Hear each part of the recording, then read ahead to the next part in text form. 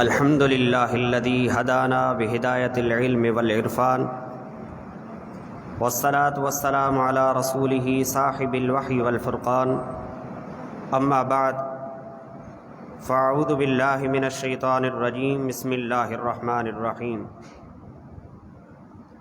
الف لام میم را کتاب احکمت آیاتہ ثم فصلت من لدن حکیم خبیر آمنت باللہ صدق اللہ العظیم وبلغنا رسولہ النبی الامین الکریم ونحن علی ذلک لمن الشاہدین والشاکرین والحمد للہ رب العالمین ان اللہ وملائکتہ یصلون علی النبی یا ایہا الذین آمنوا صلوا علیہ وسلموا تسلیما لبیک اللہم صلی علی سیدنا وشفینا ونبینا ومولانا محمد وعلى آل سیدنا واصحاب سیدنا وازواج سیدنا واولاد سیدنا ومولانا محمد مبارک وسلم صلاة و سلاما علیک یا سیدی یا رسول اللہ صلاة و سلاما علیک یا سیدی یا خاتم النبیین وعلى آلک واصحابک یا رحمت للعالمین۔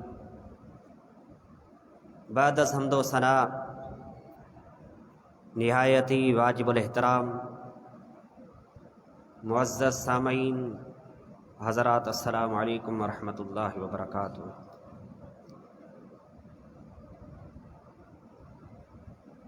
امت مسلمہ، یہ امت مسلمہ آج وہی امت مسلمہ ہے جو کل بھی امت مسلمہ تھی، آج بھی وہ امت ہے جو کل لجپال نبی پر کلمہ پڑھتے تھے، آج بھی وہی کلمہ پڑھتے ہیں، آج بھی وہی قرآن ہے، کل بھی وہی قرآن تھا۔ فرق صرف یہ ہے کہ انہوں نے قرآن کو قرآن سمجھا، ہم نے محض قرآن کو رسم سمجھا۔ آج امت مسلمہ قرآن کو چھوڑ کر پستی کی طرف چلی گئی، کل امت مسلمہ جو تھی قرآن کو پکڑ کر بلندیوں کی طرف چلی گئی تھی۔ فرق یہ ہے آج امت مسلمہ قرآن کو چھوڑ کر قرآن پر بغیر عمل کیے ہوئے دوسروں کو مسلط کر کے بیٹھی ہے، اور کل امت مسلمہ وہ تھی جو قرآن کے حکام پر عمل کرتے ہوئے دوسروں پر اپنی حکومت کرتے تھے۔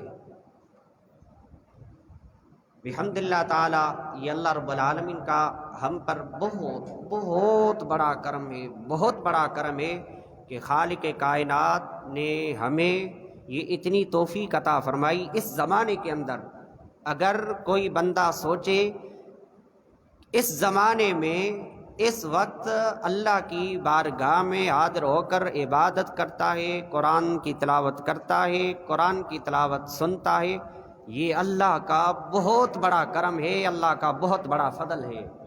ورنہ جتنے حالات جیسے چل رہے ہیں، زمانے کے تغیرات جیسے چل رہے ہیں، تخیلات جیسے چل رہے ہیں، تو بندہ پریشان ہو جاتا ہے، اس کو نماز پڑھنے کا وقت نہیں ملتا، اس کو قرآن کی تلاوت کرنے کا وقت نہیں ملتا، رسول اللہ کے فرامین پڑھنے کا وقت نہیں ملتا۔ ہمیں لوگوں نے دوسری طرف لگا دیا اور اس طرف سے ہمیں ہٹا دیا۔ لیکن یہ آپ لوگ بڑے خوش نصیب ہو کہ خالق کائنات نے تمہیں اپنی بارگاہ میں بلا کر اپنا ذکر اور اپنے حبیب کا ذکر کروا بھی رہا ہے اور اس کا ذکر سنوا بھی رہا ہے۔ قرآن کی عظمت، قرآن کی فضیلت تو وہ ہے جو خود قرآن بیان کرے۔ بندے کی کیا مجال کہ قرآن کی عظمت کو بیان کرے۔ آؤ اب قرآن سے پوچھتے ہیں، آپ خود بتاؤ کہ تیری عظمت کیا ہے۔ اللہ رب العالمین کہیں فرماتا ہے الف لام میم را کتاب احکمت آیاتہ ثم فصلت، کہیں فرماتا ہے وَإِنَّهُ لَتَنزِيلُ رَبِّ الْعَالَمِينَ نزل به الروح الامین علی قلبک، اور کہیں فرماتا ہے تبارک الذی نزل الفرقان علی عبدہ لیکون للعالمین نذیرا۔ قرآن مجید، قرآن رشید تمام آسمانی کتابوں سے، توریت بھی اللہ کی کتاب، زبور بھی اللہ کی کتاب، انجیل بھی اللہ کی کتاب، قرآن بھی اللہ کی کتاب، لیکن ان تمام کتب میں سب سے اعلیٰ و ارفع کتاب قرآن مجید قرآن رشید ہے۔ اب جس نقطے کی طرف میں آپ لوگوں کا ذہن کھینچنے کی کوشش کر رہا ہوں یا آپ لوگوں کا ذہن کھولنے کی کوشش کر رہا ہوں، ذرا اس طرف توجہ کریں، اس شربت کے ساتھ ساتھ ادھر بھی توجہ کریں۔ یہ مٹھاس اپنی جگہ پر ملتی رہے گی، لیکن جو نقطہ میں بتانے والا ہوں وہ شاید مٹھاس بعد میں کہیں نہ مل سکے۔ اللہ رب العالمین کا بہت بڑا کرم ہوا کہ خالق کائنات نے ایک حدیث میں نے پڑھی، اس کو ملا کر اور قرآن کی ایک آیت کو ملا کر بس اس ایک نقطے کی طرف اشارہ کر کے بات کو ختم کر دیں گے، اتنا ٹائم نہیں لوں گا۔ دیکھیں، اللہ رب العالمین کی اور بھی کتابیں ہیں، لیکن سب سے ارفع اور اعلیٰ کتاب قرآن مجید قرآن رشید ہے، جس کے ذریعے اللہ رب العالمین نے اس کتاب کو بھجوایا۔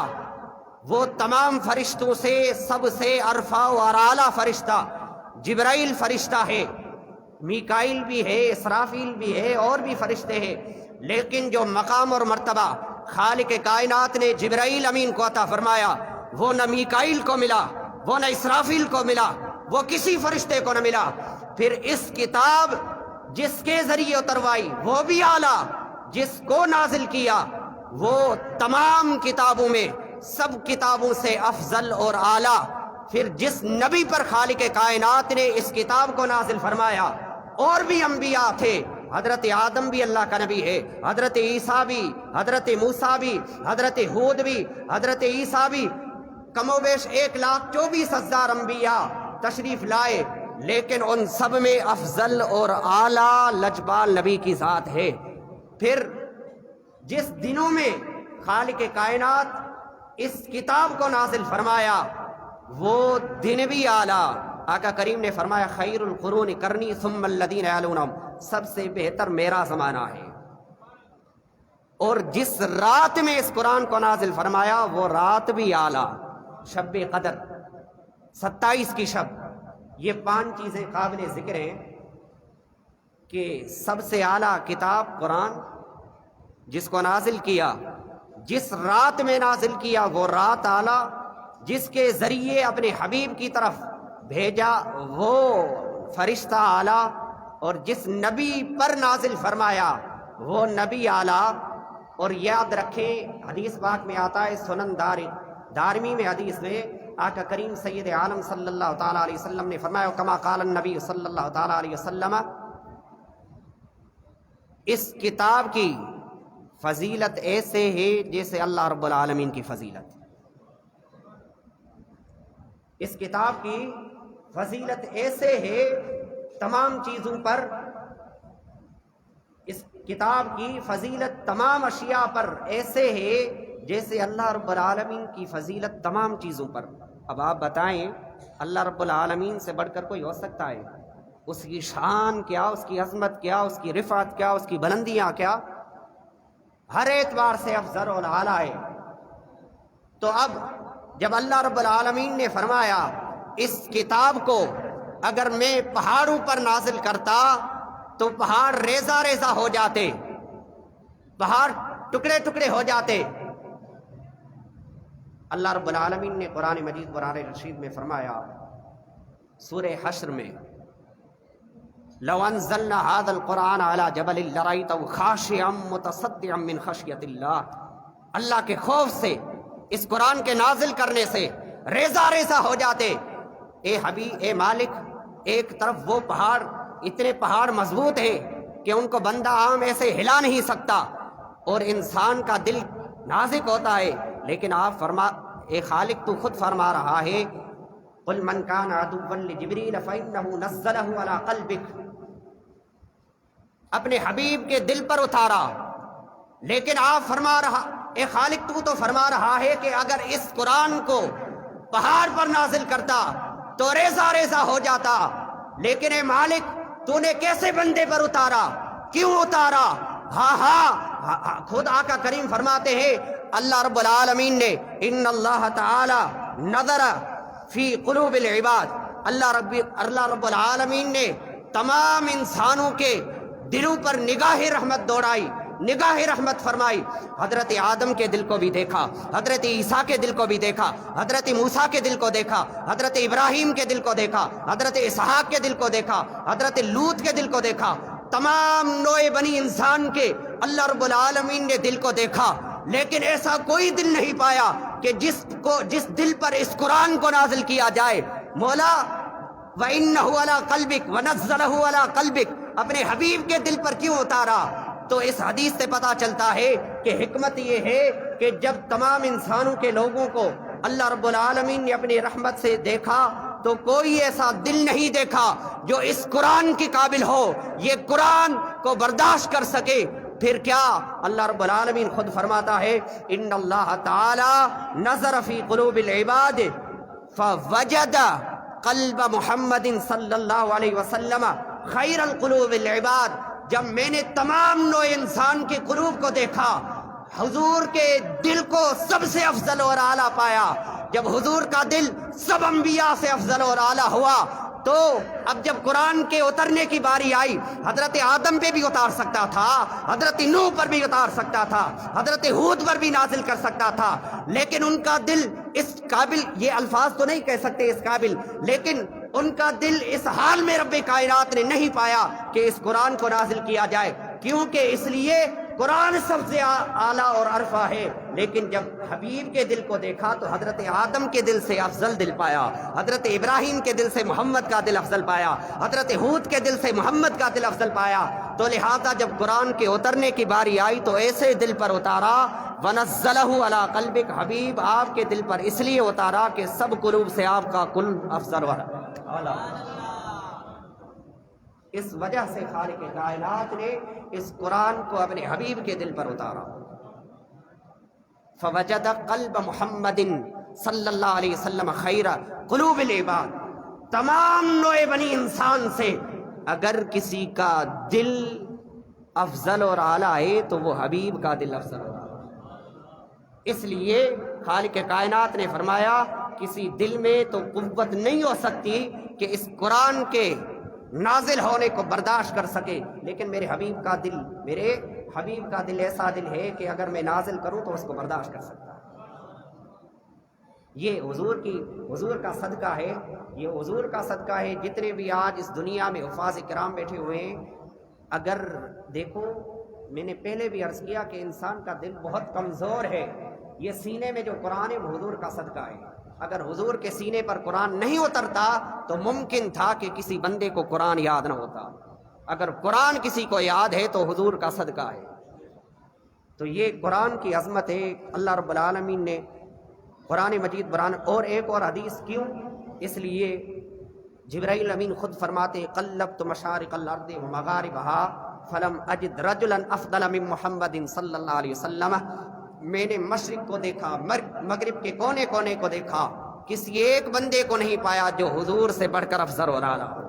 اگر پایا تو محمد کو افضل پایا ہے, ہمارے لجپال نبی کو افضل پایا ہے.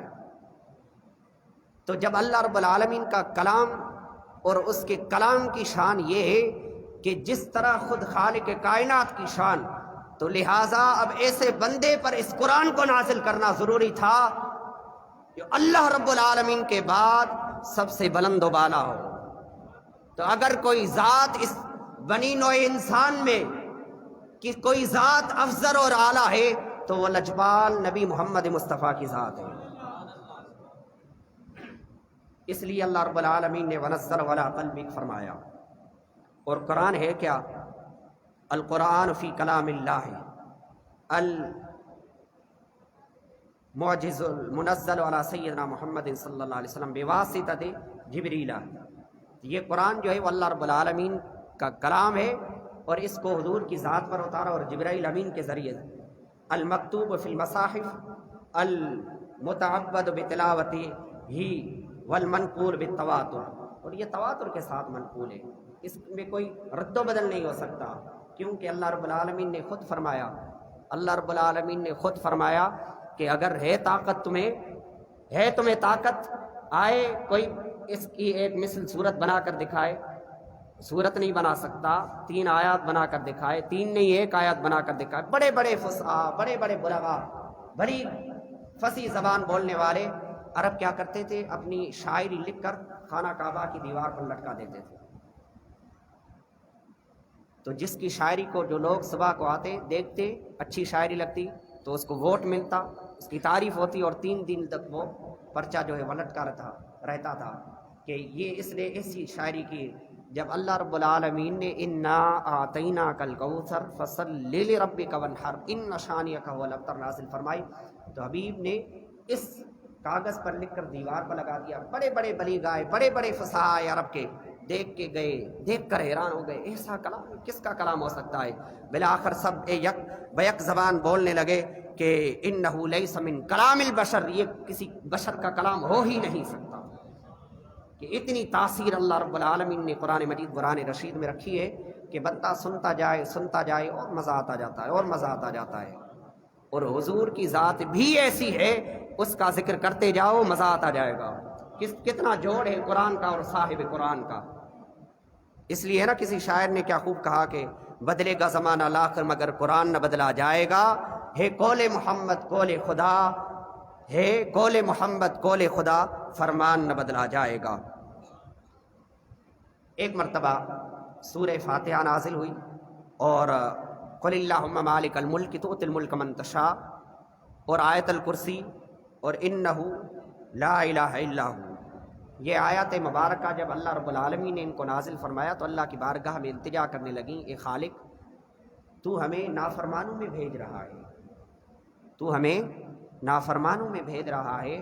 خالق کائنات نے وہ فرمایا اگر کوئی بندہ میرا گنہگار بندہ ایک مرتبہ نماز میں سورہ فاتحہ کی تلاوت کرے گا، اس آیت کی تلاوت کرے گا، قل اللہم، آیت الکرسی پڑھے گا، انہ لا الہ الا ہو، اس کی تلاوت کرے گا، تو اللہ رب العالمین نے فرمایا میں اس کے گناہ معاف کر دوں گا. اور صرف یہاں تک بات ختم نہیں کی، اللہ رب العالمین نے فرمایا میں اس کا صلہ یہ دوں گا اپنی گناہ گار لوگوں کو، جو میرے بندے ہیں اس کو جنت الفردوس عطا کر دوں گا، اور 70 حاجتیں اس کی پوری کروں گا. علامہ حکیم الامہ تفسیر نعیمی میں نے اس کو روایت کیا ہے، مفتی احمد خار نعیمی علیہ الرحمہ نے. اب دیکھیں ایک مرتبہ سورہ فاتحہ، قل اللہم مالک الملک اور آیت الکرسی اور انہ لا الہ الا ہو ایک مرتبہ پڑھنے سے اگر ہماری 70 حاجتیں 70 مرادیں پوری ہو جائیں اور اس کے بدلے جنت بھی ملے اور جنت الفردوس ملے اور اس گناہ معاف ہو، تو بتاؤ اس سے بڑھ کر اور کیا ہمیں چاہیے. کتنی دیر لگتی ہے سورہ فاتحہ کی تلاوت، لیکن افسوس کہ ہمیں وہ قرآن کی تلاوت سننا نصیب نہیں. اور رمضان المبارک کے مہینے میں اللہ اکبر. اور قرآن کو قرآن کیوں کہا جاتا ہے؟ قرآن کو قرآن اس لیے کہا جاتا ہے کہ اس قرآن میں تمام علوم اللہ رب العالمین نے جمع فرما دیے، لیکن بندے کی جتنی اوقات ہوتی ہے، جتنی فہم و فراست ہوتی ہے، جتنی عقل ہوتی ہے اور جتنی گہرائی میں وہ جاتا ہے، اللہ رب العالمین اتنا اس کو نوازتا ہے. جمیع العلم فی القرآن لیکن تناقص عنہ افہام الرجال. بندوں پر ہے وہ کتنا غور و فکر کرتے ہیں، کتنا سوچتے ہیں. صحابہ کرام علیہم الرضوان علیہم اجمعین ایک ایک آیت پر یا ایک ایک سورت پر پتہ نہیں کتنے دن لگا دیتے تھے. حضرت عمر بن خطاب رضی اللہ تعالیٰ عنہ کے بارے میں آتا ہے، حضرت عمر بن خطاب رضی اللہ تعالیٰ عنہ نے سورہ بقرہ 2 سال میں مکمل کی تھی. اتنے تفقہ اور تدبر کے ساتھ آپ تلاوت فرماتے، غور و فکر کرتے قرآن میں. آپ فرماتے جب میں نے اس کو ختم کیا تو لوگوں کو بلایا اور ان کو کھانا کھلایا تھا. یعنی کہ اس کی خوشی میں جتنا بندہ قرآن میں غور و فکر کرتا ہے، اللہ رب العالمین اتنے پردے اٹھاتا جاتا ہے، منکشف ہو جاتی ہے باتیں. اس قرآن کو انزال کیا گیا لوح محفوظ سے بیت معمور تک، اور تنزیل پھر ہوا بیت معمور سے قلب مصطفیٰ صلی اللہ علیہ وسلم تک مختلف عرصے میں. اب اس قرآن کی شان کیا ہے؟ آقا کریم سید عالم اور اس میں ختم محفل قرآن کی کیا برکتیں ہیں؟ کیا کچھ ہمیں فائدہ ملتا ہے یا نہیں ملتا؟ اس میں کیا برکتیں رکھی ہیں اللہ رب العالمین نے؟ ہاں، اللہ رب العالمین نے بہت ساری برکتیں رکھی ہیں. اگر ایک بندہ ایک حرف پڑھتا ہے تو اس کو 10 نیکیاں ملتی ہیں. ایک حرف پڑھنے سے ہمیں 10 نیکیاں ملے، تو اس سے بڑھ کر اور کیا برکت ہمیں چاہیے؟ اب آئے حضور سید عالم صلی اللہ علیہ وسلم کی حدیث کی طرف۔ آقا کریم سید عالم صلی اللہ تعالیٰ علیہ وسلم نے فرمایا، یقول الرب عز وجل من شغلہ القرآن و ذکری عن مسئلتی اعطیتہ افضل ما اعطی السائلین۔ اللہ رب العالمین خود فرماتا ہے کہ جب بندہ، جو شخص اس قرآن کی تلاوت میں مصروف ہو گیا، اس قرآن کی تلاوت میں مشغول ہو گیا، قرآن کو پڑھتا رہا، دنیا کے معاملات کو نہیں دیکھتا، مجھ سے سوال بھی نہیں کرتا، دعائیں بھی نہیں کرتا، لیکن ایک ایسا بندہ ہے جو مجھ سے دعائیں کرتا ہے، سوال کرتا ہے، مولا میری یہ حاجت پوری کر، مجھے یہ عطا فرما، تو اللہ رب العالمین خود فرماتا ہے کہ میں اس بندے کو سوال کرنے والوں سے زیادہ عطا کرتا ہوں جو قرآن میں مشغول رہتا ہے۔ تو قرآن کی تلاوت میں مصروف رہنے سے آپ کو سوال کرنے کی بھی حاجت نہیں پڑے گی، اور آپ کو دعائیں کرنے کی بھی حاجت نہیں رہے گی۔ یہ ایک الگ بات ہے کہ جو اللہ رب العالمین سے دعا نہیں کرتا تو اللہ رب العالمین خود ناراض ہو جاتا ہے، دعائیں کیا کرو، لیکن جس وقت آپ لوگ قرآن کی تلاوت میں مصروف ہو جاؤ تو پھر اللہ رب العالمین تمہیں دعا کا بھی بدلہ دے گا اور سوال کرنے کا بھی بدلہ عطا فرما دے گا۔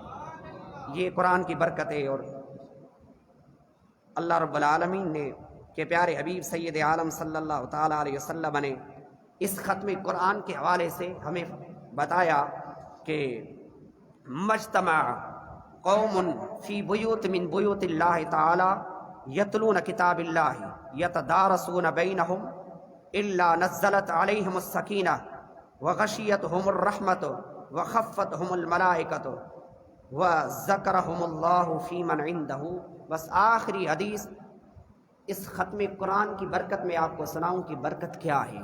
ختم قرآن کی برکت، آقا کریم سید عالم صلی اللہ تعالیٰ علیہ وسلم نے فرمایا، کما قال النبی صلی اللہ علیہ وسلم، جب قوم اللہ کے گھروں میں سے کسی ایک گھر میں جمع ہو جائے یا جمع ہو جاتی ہے، کیوں، کس مقصد کے لیے، کس وجہ سے، کاروبار کرنے کے لیے، کسی کو مارنے کے لیے، آپس میں گفتگو کرنے کے لیے، کچہری کرنے کے لیے، کیوں جمع ہوتی ہے اللہ کے گھر میں؟ کہا نہیں، نہ کاروبار کرنے کے لیے، اور نہ ہی کسی سے لڑائی جھگڑا کرنے کے لیے، اور نہ ہی کسی سے ملاقات کی غرض سے، پھر کیوں جمع ہوتی ہے؟ آقا کریم نے فرمایا، یتلون کتاب اللہ، وہ اللہ کے قرآن کی تلاوت کرنے کے لیے جمع ہوتے ہیں، اللہ کے کلام کی تلاوت سننے کے لیے جمع ہوتے ہیں، اللہ کا ذکر کرنے کے لیے جمع ہوتے ہیں۔ تو پھر کیا ہوتا ہے، کیا فائدہ ملتا ہے جب یہ لوگ جمع ہو گئے؟ آقا کریم نے فرمایا، یتدارسون بینہم، وہ آپس میں ایک دوسرے کو گویا سناتے ہیں، اس کے احکامات سناتے ہیں، ایک دوسرے کو بتاتے ہیں۔ اللہ رب العالمین نے اس مقام پہ یہ فرمایا، اللہ رب العالمین نے یہ حکم نازل فرمایا۔ اللہ تعالیٰ فرماتا ہے نماز قائم کرو، رب فرماتا ہے زکوٰۃ ادا کرو، رب فرماتا ہے کہ حج کرو جس کو استطاعت ہے۔ یتدارسون بینہم، تکرار کرتے ہیں، ایک دوسرے کو سناتے ہیں، ایک دوسرے کا سنتے ہیں، احکامات سنتے ہیں، غور و فکر کرتے ہیں، تدبر کرتے ہیں۔ تو آگے حبیب علیہ الصلوۃ والسلام نے فرمایا، الا نزلت علیہم السکینہ، اس پہ کچھ اور نازل نہیں ہوتا، لیکن اللہ رب العالمین کی طرف سے رحمت ضرور نازل ہوتی ہے۔ اب آپ خوش نصیب لوگ ہو، اللہ کے کلام کی عظمت سننے کے لیے اگر جمع ہو جاؤ تو خالق کائنات کی طرف سے تم پر رحمت نازل ہوتی ہے۔ وغشیتہم الرحمہ وحفتہم الملائکۃ، پھر ملائکہ ان کے اپنے پروں سے ان کو ڈھانپ لیتے ہیں، جتنے بھی فرشتے ہیں پروں سے ڈھانپ لیتے ہیں۔ وذکرہم اللہ، پھر آپ لوگوں کا اللہ تعالیٰ اپنے فرشتوں کے درمیان ذکر کرتا ہے، جس طرح تم اللہ رب العالمین کا ذکر کرتے ہو۔ تو یہ قرآن کی عظمت، اور بھی بہت ساری احادیث ہیں اللہ رب العالمین کے پیارے حبیب سید عالم صلی اللہ تعالیٰ علیہ وسلم نے قرآن مجید، قرآن رشید میں بھی قرآن کریم کی عظمت اور فضیلت بیان کی گئی ہے۔ لیکن میں پھر اس آخری نقطے کی طرف آ رہا ہوں کہ قلب مصطفیٰ صلی اللہ تعالیٰ علیہ وسلم پر اس قرآن کو نازل کرنے کی حکمت یہ تھی کہ جب خود خالق کائنات نے تمام نوع انسان کے قلوب کو دیکھا تو ان سب سے بہتر قلب جو ہے وہ قلب مصطفیٰ کو پایا۔ تو اللہ رب العالمین حبیب پر تورات بھی نازل کر سکتا تھا، زبور بھی نازل کر سکتا تھا، انجیل بھی نازل کر سکتا تھا، لیکن کیوں نہیں کیا؟ اس وجہ سے خالق کائنات نے نہ تورات نازل فرمائی، نہ زبور کو نازل کیا، نہ انجیل کو نازل کیا، اس لیے کہ ان کا درجہ قرآن سے کم تھا، اور حبیب کا درجہ تو آدم سے بھی اعلیٰ تھا، حبیب کا درجہ ابراہیم سے بھی اعلیٰ تھا، حبیب کا درجہ عیسیٰ سے بھی اعلیٰ تھا، حبیب کا درجہ موسیٰ سے بھی اعلیٰ تھا، حبیب کا درجہ کلیم سے بھی اعلیٰ تھا، حبیب کا درجہ شعیب سے بھی اعلیٰ تھا۔ تو حبیب پر اگر یہ قرآن نازل نہیں ہوتی تو اس توریت سے اعلیٰ کسی اور پر نازل ہو جاتی تو حضور کی افضلیت تو ختم ہو جاتی، حضور کی شان میں کمی آ جاتی۔ اس لیے کہ قرآن میں، اس لیے ان اپنی کتابوں میں سب سے اعلیٰ جو کتاب تھی قلب مصطفیٰ پر نازل فرمائی ہے۔ یہ حکمت تھی اور یہی وجہ تھی اللہ کے پیارے حبیب نے خود خالق کائنات نے فرمایا وَنَزَّلَهُ عَلَىٰ قَلْبِكَ، حبیب اس قرآن کو کسی اور جگہ پر نہیں بلکہ حبیب آپ کے دل پر نازل کیا، اس لیے کہ إِنَّهُ نَزَلَ عَلَىٰ قَلْبِكَ، حبیب میں نے آپ کی دل کو جب دیکھا تو سب سے اعلیٰ اور ارفع دل پایا۔ سبحان اللہ۔ جب بھی قرآن کی تلاوت کریں گے تو قرآن میں ایک نیا لطف اور نیا مزہ آتا ہے، لیکن جب اس کو ترجمہ کے ساتھ آپ لوگ پڑھیں گے تو اور بھی آپ کو مزہ آئے گا۔ تو آپ چاہے قرآن کم ہی پڑھیں لیکن قرآن کو سمجھ کر پڑھیں، وہ زیادہ بہتر ہوگا۔ جائے کہ ایک دن میں ہم قرآن ختم کریں، قرآن کے 10 پارے پڑھیں، اگر ایک دن میں آپ لوگ ایک آیت کو ترجمہ، تفسیر اور تشریح، تدبر، تفکر کے ساتھ پڑھیں گے تو ان 10 پاروں کے پڑھنے سے آپ کا یہ ایک ہی آیت پڑھنا زیادہ افضل اور اعلیٰ ہو جائے گا۔ اللہ رب العالمین سے دعا ہے کہ خالق کائنات ہمارا بیٹھنا، ہمارا آنا اور ہمارا اللہ کی شان بیان کرنا، قرآن کی شان بیان کرنا، عظمت بیان کرنا اپنی بارگاہ میں قبول فرمائے۔ وآخر دعوانا الحمدللہ۔